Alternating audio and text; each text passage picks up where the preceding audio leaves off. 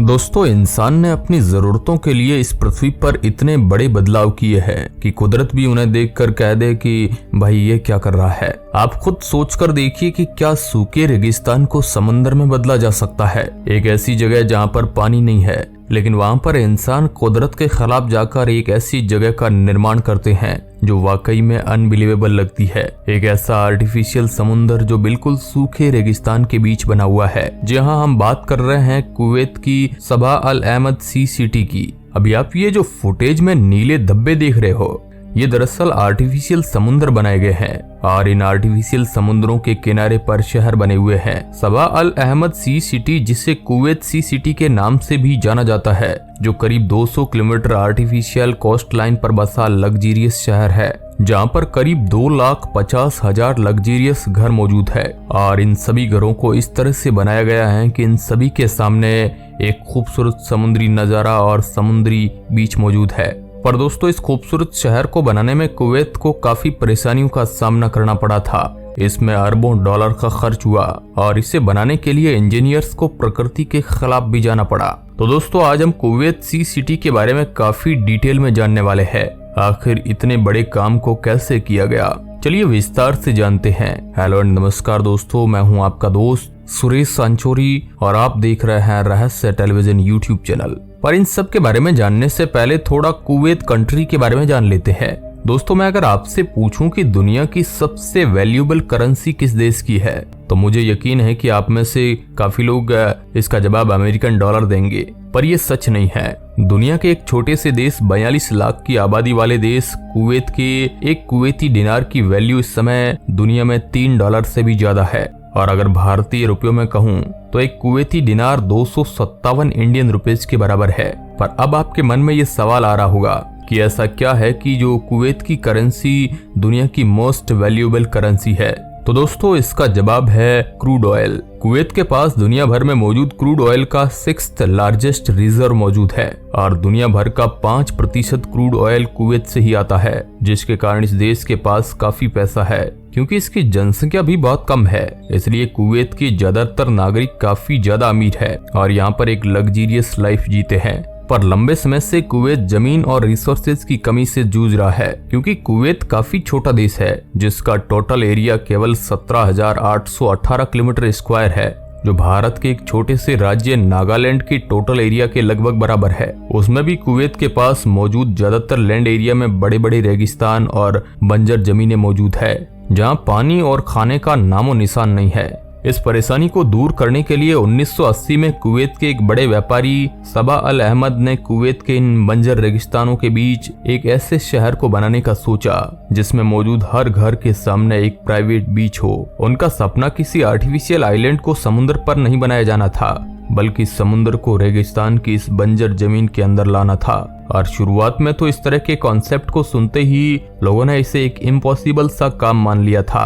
पर सबा अल अहमद का ये सपनों का शहर बनकर लगभग तैयार हो चुका है और दुनिया के सबसे खूबसूरत और लग्जीरियस शहरों में ये गिना जाता है और आज भी इस पर काम चल रहा है। शुरुआत में कुवैत गवर्नमेंट और सबा अल अहमद को इस सी सिटी को बनाने में कई चुनौतियों का सामना करना पड़ा, जिनके कारण कई बार तो ऐसा लग रहा था कि शायद ये सी सिटी कभी नहीं बन पाएगी। लेकिन एक के बाद एक इन चुनौतियों को पार करते हुए सबा अल अहमद और उनके परिवार ने इस सी सिटी के सपने को पूरा करके दिखाया। इसलिए इस शहर का नाम सबा अल अहमद के नाम पर भी रखा गया है और इसे सबा अल अहमद सी सिटी भी कहा जाता है। इस सिटी में हर घर ओनर के पास लगभग अपना खुद का एक बीच है, जहाँ से वह समुद्री पानी का एक खूबसूरत नजारा ले सकता है।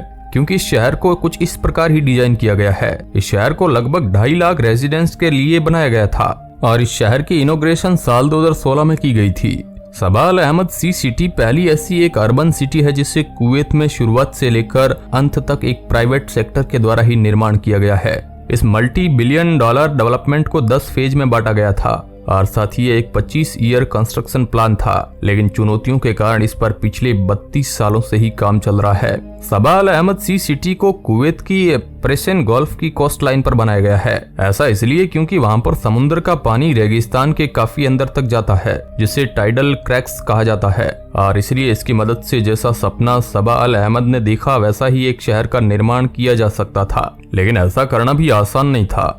ऐसा इसलिए क्योंकि उन क्रैक्स को अपने हिसाब से ही डिजाइन करना और उन्हें एक्सटेंड करना इतना भी आसान नहीं था। साथ ही इसमें और भी काफी सब बातों का ध्यान रखना था, जैसे कि वहाँ का ड्रेनेज सिस्टम, और साथ ही इस बात का भी काफी ध्यान रखना था कि कहीं आगे आने वाले समय में समुद्र की तेज लहरें इन क्रैक्स के द्वारा लोगों के घर और उनकी जिंदगी को नुकसान न पहुंचाए। साल 1986 में सबा अल अहमद के बेटे ने एक ब्रिटिशर इंजीनियरिंग डिजाइन कंपनी से इस बारे में बात की, और अब एक ऐसे प्लान को बनाने की जरूरत थी जिसके जरिए कुदरत से छेड़छाड़ करने पर कोई नुकसान ना होता। क्योंकि यदि इन क्रैक्स को अपने हिसाब से डिजाइन करना है तो इन्हें कुछ इस प्रकार से बनाना होगा कि समुद्रों में पानी का प्रेशर और गति उस डिजाइन को खराब ना कर सके।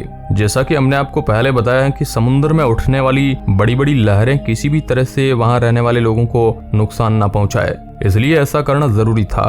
और फिर उस ब्रिटिश कंपनी ने इस शहर का डिजाइन बनाना शुरू कर दिया और पूरा एक प्लान बनाया गया कि किस तरह से यहाँ पर शहर बसाया जाएगा। लेकिन ये प्रोजेक्ट पूरी तरह से शुरू भी नहीं हुआ कि इस पर एक बहुत बड़ी चुनौती सामने आ गई। 2 अगस्त 1990 में इराक ने कुवैत पर हमला कर दिया और इराक ने कुवैत पर कब्जा भी कर लिया। इसके कारण जो शहर पहले से ही अस्तित्व में थे उन पर भी काफी मुसीबत आ गई। ना जाने कितने लोगों के कारोबार चलना ही बंद हो गए और वहाँ के लोगों को काफी परेशानी भी उठानी पड़ी। लेकिन 1 साल के युद्ध के बाद, जिसमें अमेरिकी सेना ने भी कुवैत का साथ दिया था, जिस वजह से इराक को हार माननी पड़ी। लेकिन अंत में इराक ने कुवैत के 700 से भी ज्यादा ऑयल वेल्स पर आग लगा दी, जिसके कारण कुवैत का काफी ज्यादा क्रूड ऑयल जल गया और कुवैत को काफी भारी मात्रा में नुकसान उठाना पड़ा और काफी लंबे समय तक कुवैत पर कोई प्रोजेक्ट शुरू नहीं किया गया। हालांकि साल 2004 में वापस से कुवैत सी सिटी के निर्माण का काम तो चालू कर दिया गया, पर अब सबसे पहली चुनौती का सामना जो इस बार कुवैत जो करना पड़ा था वो थी उसकी मिट्टी। कुवैत की मिट्टी में सिल्ट पाया जाता है, जिसके कारण वह इतनी नरम हो जाती है कि कोई भी बिल्डिंग की नींव उस पर खड़ी नहीं की जा सकती थी। इसलिए सबसे पहला काम था सिल्ट को मिट्टी से अलग करना, और ये काम बिल्कुल भी आसान नहीं होता है। इसमें मिट्टी की काफी खुदाई करनी पड़ती है, उसमें से सिल्ट को अलग करना पड़ता है और वापस उसी मिट्टी को जमीन में भरना भी पड़ता है। इसमें न केवल समय लगता है बल्कि काफी ज्यादा एडवांस कंस्ट्रक्शन मशीन का भी इस्तेमाल होता है, जैसे कि क्रेन्स, ट्रैक्स, बुलडोजर्स। और इसके बाद की दूसरी चुनौती थी ग्राउंड लेवल को बढ़ाना। ऐसा इसलिए क्योंकि यदि आगे आने वाले समय में सी लेवल बढ़ गया तो फिर पानी शहर में घुस जाएगा। इसलिए यदि पहले से ही ग्राउंड लेवल को ऊंचा कर दिया जाए फिर उससे भविष्य की ज्यादा चिंता नहीं होगी। लेकिन इसके बाद भी जो तीसरी चुनौती का सामना इंजीनियर्स को करना पड़ा वह ये था कि रेत की खुदाई के दौरान जमीन काफी लूज हो गई थी और इस पर भी बिल्डिंग्स नहीं बनाई जा सकती थी। इसलिए अब इन्हें इस रेत को कंप्रेस भी करना था, जिसमें बड़े बड़े क्रेन्स की सहायता ली गई। और ऐसा करने के लिए इन क्रेन्स के जरिए काफी वजन वाली वस्तु को काफी ऊंचाई से रेत पर गिराया जाता था, ताकि वह रेत को जमीन के तरफ दबा सके और वह कंप्रेस हो जाए। और बाद में जब जमीन की सारी चुनौतियों का हल निकाल लिया गया, अब अगली चुनौती आई समंदर से आने वाले पानी की, कि क्या उन क्रैक्स में पानी लगातार बहता रहेगा यदि उन्हें अपनी मर्जी से और अपने हिसाब से एक्सटेंड किया गया तो। क्योंकि ऐसा करने पर एक तो वाटर फ्लो कम हो जाएगा और दूसरा यदि ऐसा हो गया तो फिर पानी में गंदगी जमने लग जाएगी और पानी हाइजीनिक भी नहीं रहेगा। साथ ही पानी से बदबू भी आ सकती है और फिर सी सिटी को बनाने का सपना अधूरा रह जाएगा। और इसलिए इंजीनियर्स ने इसका भी एक हल ढूंढ निकाला और टाइडल गेट्स बनाने का फैसला किया। टाइडल गेट्स उन क्रैक्स में लगाए जाने वाले ऐसे दरवाजे थे जो पानी के प्रेशर को मेंटेन कर सकते थे और साथ ही उनके जरिए पानी को लगातार बहने में भी मदद मिलती थी। ऐसा इसलिए क्योंकि वह दरवाजे केवल एक ही तरफ से खुलते थे। मान लीजिए जहाँ से पानी का प्रेशर आ रहा है वहां से दरवाजा खुल गया, लेकिन अब ये पानी वापस उस दरवाजे से बाहर नहीं जा सकता क्योंकि वह दरवाजा इस समय बंद हो जाएगा। और ऐसा करने पर क्रैक्स की हर तरफ पानी पर्याप्त मात्रा में मौजूद भी हो पाएगा और बार बार पानी के प्रेशर में बदलाव होने के कारण वह सही से बह भी पाएगा। और जैसा कि हमने आपको शुरुआत में बताया, इस शहर में काफी ज्यादा बीच का निर्माण भी किया जाना था, लेकिन यहाँ पर बीच में पाए जाने वाली रेत नहीं थी। पर इसका हल कुछ ऐसा खोजा गया कि रेगिस्तान की मिट्टी से बीच की रेत को बनाया गया। ऐसा इसलिए संभव हो सका क्योंकि रेगिस्तान की मिट्टी में हर एक साइज के पार्टिकल्स मौजूद होते हैं, लेकिन बीच पर पाए जाने वाले सैंड पार्टिकल्स काफी बड़े होते हैं। और क्योंकि रेगिस्तान में मिट्टी की कोई कमी नहीं थी, इसलिए उस मिट्टी से बीच के साइज जितने सैंड पार्टिकल्स को फिल्टर किया गया।